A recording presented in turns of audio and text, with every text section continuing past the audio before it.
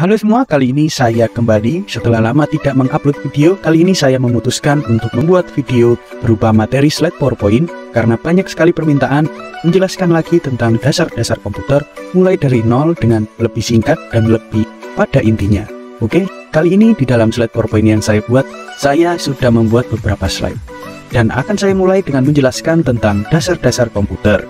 Hal yang wajib dikuasai untuk bisa menggunakan komputer sebagai tools atau alat bantu untuk memudahkan kita dalam bekerja ataupun berkarya. Hal dasar yang harus dipahami yaitu mengetahui dan mengerti bentuk atau wujud serta fungsi dan cara menggunakannya atau komputer, hingga memudahkan setiap pekerjaan kita dan memberi nilai guna memanfaatkan baik langsung ataupun tidak komputer tersebut. Hal yang wajib diketahui untuk pemula yang mau belajar komputer, adanya komputer atau alasan mengapa komputer itu diciptakan, yaitu bertujuan untuk membantu memudahkan dan mempercepat atau membantu segala jenis pekerjaan manusia. Konsep dasar beberapa pengertian mengenai perangkat dan fungsi mengenai input device, output device, central processing unit atau CPU, dan peripheral komputer atau perangkat tambahan. Di dalam konsep dasar komputer terbagi menjadi tiga, yaitu hardware atau perangkat keras, software atau perangkat lunak, dan firmware atau kita sebagai pengguna. Tiga hal yang sudah umum diketahui banyak orang dan sudah diajarkan dari tahapan sekolah dasar, sekolah menengah, atau sekolah menengah kejuruan, atau sekolah menengah atas. Tiga hal ini menjadi penting untuk diketahui supaya kita dapat membedakan mana yang perangkat keras atau hardware, mana yang perangkat lunak atau software, dan apa itu firmware atau kita sebagai pengguna. Selanjutnya adalah perkembangan singkat komputer, akan saya rangkum dengan singkat, yaitu ada 4. Komputer generasi pertama menggunakan tabung vakum, komputer generasi kedua menggunakan transistor, komputer generasi ketiga menggunakan sirkuit terintegrasi, komputer generasi keempat menggunakan mikroprosesor. Sedangkan jenis-jenis komputer terbagi menjadi 6, yaitu laptop, PC atau personal komputer, superkomputer, mini komputer, server, smartphone, dan juga tablet. Selanjutnya kita masuk pada pembahasan hardware komputer. Inilah hardware komputer. Seperti gambar di samping, ada perangkat yang berjenis PC atau personal komputer yang pada umumnya kita ketahui dan mungkin kita miliki di rumah kita masing-masing. Hardware komputer terbagi menjadi 4 bidang, yaitu input device system, output device system, central processing unit atau CPU, dan peripheral komputer atau perangkat tambahan. Ini adalah contoh beberapa hardware komputer yang ada di pasaran dan pada umumnya mungkin mudah ditemui. Input device di dalam hardware komputer terdiri dari mouse, keyboard, scanner, mikrofon, dan kamera. Selanjutnya ada output device. Output device terbagi menjadi 4. Kalau di sini saya berikan yang sederhana saja, ada monitor LCD, speaker, ada printer, ada juga proyektor. Selanjutnya ada central processing unit atau pusat pemrosesan data dalam sebuah komputer. Yang pertama adalah prosesor atau otak dari komputer. Yang kedua adalah RAM atau random access memory. Yang ketiga adalah ROM, read only memory, dan yang keempat adalah motherboard atau biasanya disebut sebagai mainboard. Selanjutnya ada peripheral komputer atau perangkat tambahan yang ada dalam komputer, yaitu seperti modem, LAN card, VGA card, sound card, hard disk, flash disk, SSD, dan juga CD atau DVD ROM. Baik itu fungsinya untuk mendapatkan jaringan, untuk menyimpan data, untuk menaikkan grafis pada komputer, untuk menyimpan informasi.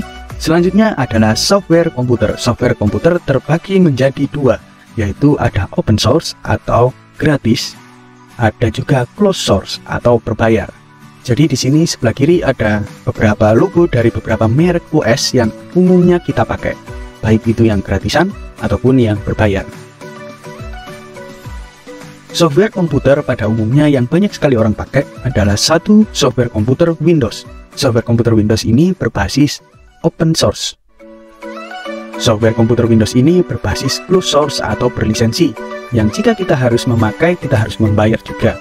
Selanjutnya ada macOS atau Macintosh, yaitu OS yang dipakai untuk brand produk dari Apple. Selanjutnya ada Linux. Linux ini adalah software komputer berbasis open source, boleh dipakai, gratis, dan boleh dikembangkan. Selanjutnya juga ada Unix, dan juga yang paling umum kita pakai untuk smartphone kita adalah Android. Oke, sistem operasi memiliki arti sebagai berikut. Sistem operasi adalah perangkat lunak atau software yang dapat melakukan tugas mengontrol dan mengatur perangkat keras atau hardware, sekaligus operasi dasar sistem lainnya, dan juga bisa untuk menjalankan program aplikasi. Jadi sistem operasi ini berperan sangat vital dalam komputer. Fungsi dari sistem operasi adalah manajemen sumber daya komputer, berperan sebagai aplikasi dasar sebuah perangkat, menghubungkan hardware, dan juga mengoptimalkan fungsi sebuah perangkat. Dan yang terakhir adalah mengatur sistem kerja perangkat. Ini adalah contoh perkembangan dari sistem operasi Windows yang banyak sekali orang pakai.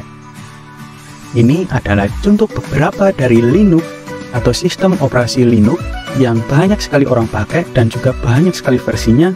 Ini cuma beberapa yang pada umumnya banyak orang pakai.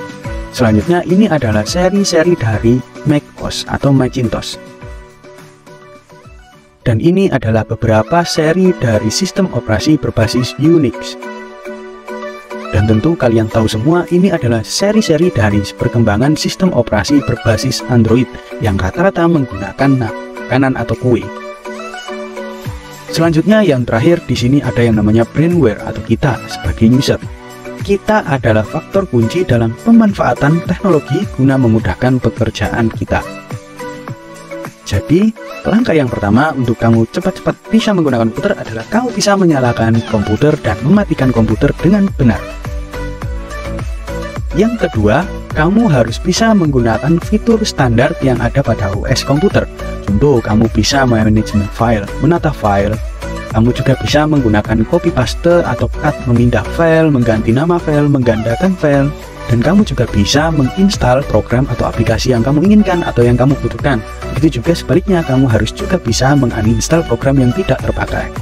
Dan juga kamu harus bisa mengganti nama, mengubah ukuran menjadi lebih besar atau lebih kecil, atau kompres, mengubah ukuran menjadi lebih kecil, atau mengkonvert file, atau merubah format file, baik itu dari video ke MP3, dari gambar ke PDF ataupun sebaliknya. Dan kamu juga harus bisa mengecek spesifikasi komputermu. Dan juga tentu yang paling vital yang banyak sekali orang bingung dan sangat mudah sebenarnya, kamu minimal bisa mendownload atau mengupload file. Jadi kalau kamu pengen belajar komputer dasar, kamu harus bisa mempraktekkan beberapa hal ini. Makanya yuk kita praktekkan di rumah kita masing-masing menggunakan komputer. Jadi itulah hal-hal dasar mengenai komputer yang harus kita pahami dan kita praktekkan. Karena belajar komputer itu semakin kita sering menggunakannya, maka semakin kita bisa. Tapi kalau kita jarang sekali menggunakan komputer, jangan berharap kita bisa menggunakan. Tergantung untuk tujuan apa. Jadi, terima kasih sudah menonton video slide PowerPoint ini.